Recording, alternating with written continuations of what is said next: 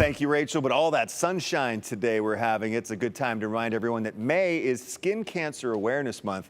And with it being Memorial Day and the official kickoff to summer, we wanted to highlight a few things you can do to protect yourself against skin cancer.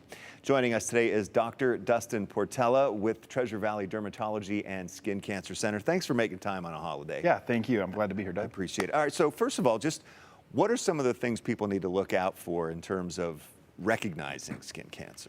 Most people think of skin cancer and you think of a dark or a black mole, and while that is very concerning because it could be melanoma, it's much more common to see basal cell carcinoma or squamous cell carcinoma, which usually will appear as a pink bump. It might look like a pimple, and it may bleed easily or it may be painful. Those are much more common and things that we diagnose in the clinic almost every day. Difficult to treat? No, they're actually quite easy to treat, and they have a very slow growth pattern, low risk of metastasis. That right now. Exactly. So this is a basal cell carcinoma, and they're common in sun-exposed areas on the face, the ears, the neck. All right. So if someone thinks they might have some symptoms, what's the best thing to do? Clearly, the best thing is to go and see your doctor, preferably a board-certified dermatologist. If they're difficult to get into, go see your family doctor or your healthcare provider, because anybody can do a biopsy and hopefully get you a diagnosis and kind of filter you to appropriate treatment if indeed you do have skin cancer. And of course, I mean, with some people, have been in the sun for a long time, so they've got to watch out for the after effects of that.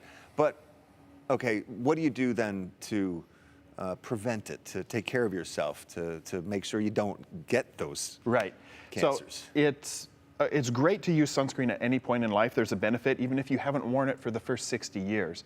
Sunscreen on the sun-exposed areas is one of the most important things you can do. Also wearing sun protective clothing, wide-brimmed hats, UV protective sunglasses, those are all going to decrease the risk of those ultraviolet rays that damage your skin and lead to skin cancer. And what are some of the most important things to know then, like going into summertime? Is it just repeating what, emphasizing what you just said? Those things are important. I would stress that you should put on sunscreen every day before you leave the house, even if it's not a beach day or a day where you're going to go out for a hike. It's that incidental exposure. Make sure that you apply more sunscreen than you think. If you're in a bathing suit, it should be about 1 ounce or a full shot glass to cover the whole body, which is quite a bit of sunscreen. And you need to reapply. A lot of people will allow it to go 3, 4, 5 hours before they reapply, and by then you've already started to burn. Does the SPF matter?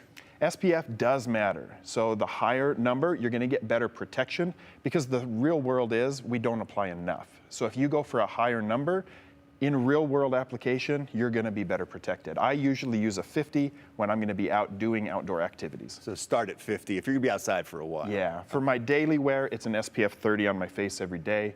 But if I'm gonna be out there, so you're really pretty disciplined about this. Yeah. Huh? You see the effects of it all the time. Exactly. All right, Dr. Dustin Portella, thank you very much for coming in. Great advice today as we get the summer started. Appreciate it. And we'll be right back.